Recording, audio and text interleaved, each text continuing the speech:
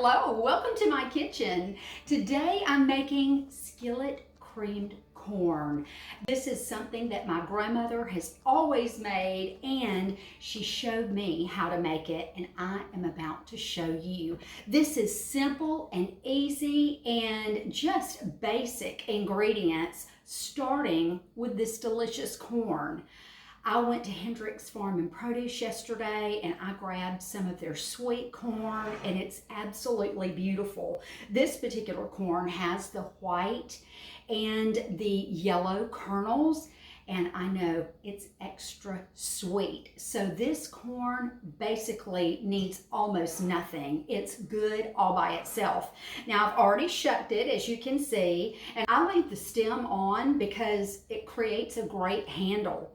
Now I do have just a couple of little places here on the corn that I'm going to get rid of, and I'm just going to take my knife and cut it out. Listen, if you've got just a little place or two, that's going to happen on occasion. As my mother says, don't throw the baby out with the bathwater. Just cut it off, cut off those kernels, and move on. And outside of that, this looks perfect. Now, I'm not even going to the trouble of creaming this corn in a bowl. I'm going to do it right in my skillet. Hey, the less dishes I have to wash, the easier my life is. And by the way, I like to use a short knife for this because it's easier to control. And just cut the tips off. Go all around the cob. I've got my apron on because this can get kind of messy. You don't want to go too deep. You want to have some texture in the corn and some pieces, but the tips of the corn is going to be just right. Now comes the creaming of the corn. Grandmama used to call it milking the corn because there is corn milk in this. And I take my knife, I just put my thumb on the back of my knife, and I start scraping this corn. I'm just going to put pressure on that, and in it goes. See, we're just scraping this, getting all of this great milk out. Now, Grandmama would take her hand and she'd push it out just like that. They didn't want any of that good corn to go to waste. And look what I have here.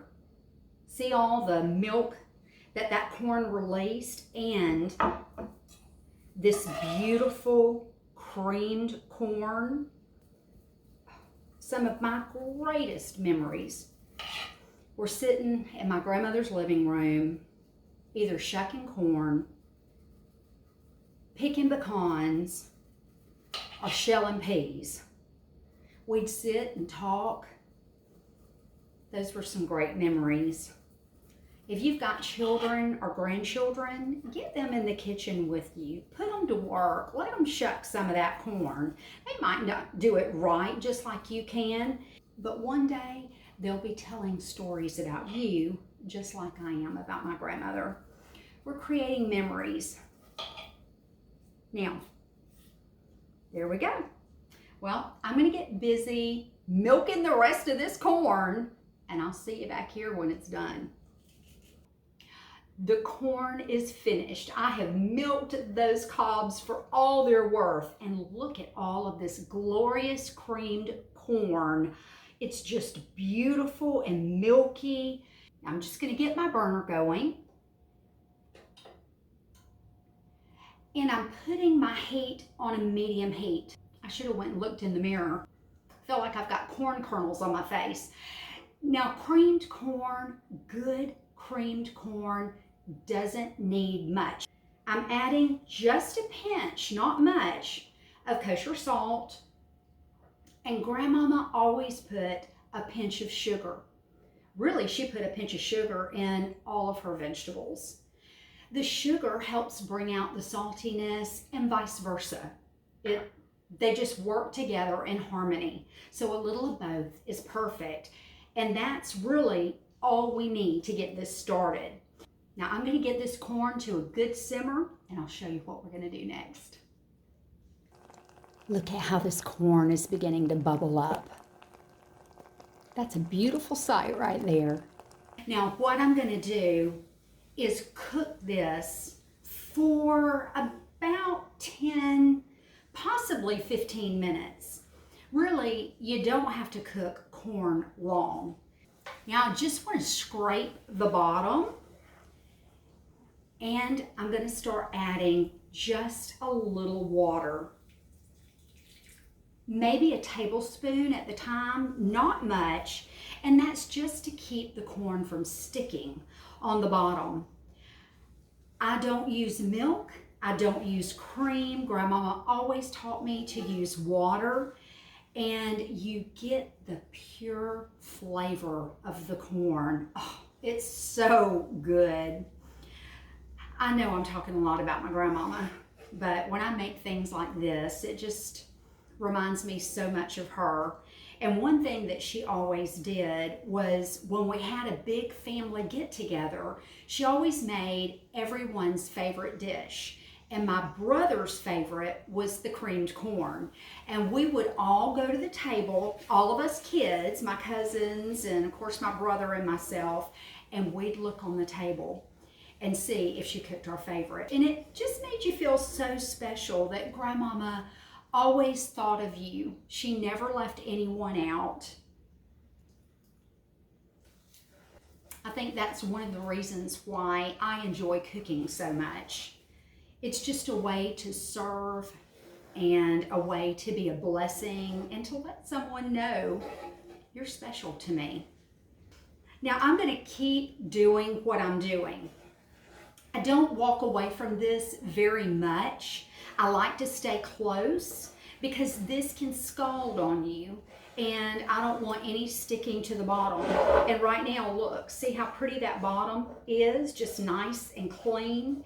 And when I feel it start sticking a little bit, then I add about another tablespoon of water. And before it's all over with, we might use a 1/4 to 1/3 cup of water to this 5 ears of corn.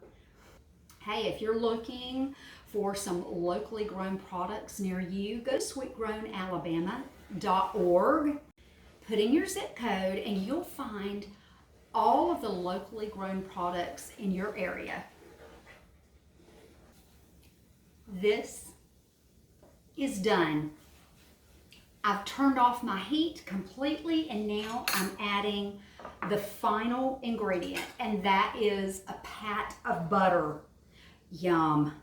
And I add this at the end because it's going to make this corn just have a silky texture. You don't want to cook it out.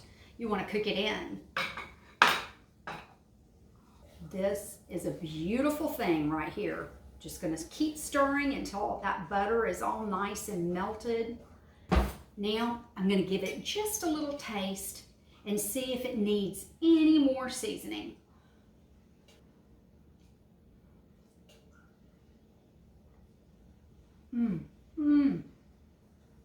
Oh my goodness. That's hot and it's absolutely delicious. Just that burst of corn in your mouth, and it tastes sugary sweet. As a matter of fact, I did what Grandmama always does, but this corn didn't need a pinch of sugar. It is so sweet and so flavorful and so delicious. Well, I'm going to start cooking my peas, go slice my tomatoes, and get dinner together. You are a blessing to me, and thank you for allowing me to share some of my memories with you. Go make memories of your own. Share this with the ones that you love. Would you like this video? And share it with your friends. And if you haven't already, go to Kathy's Southern Kitchen on Facebook and YouTube. Subscribe to my channel, and you'll get a notification every time I upload a new video. Goodness gracious. We're going to have a good dinner tonight. I'll see y'all next time. Bye.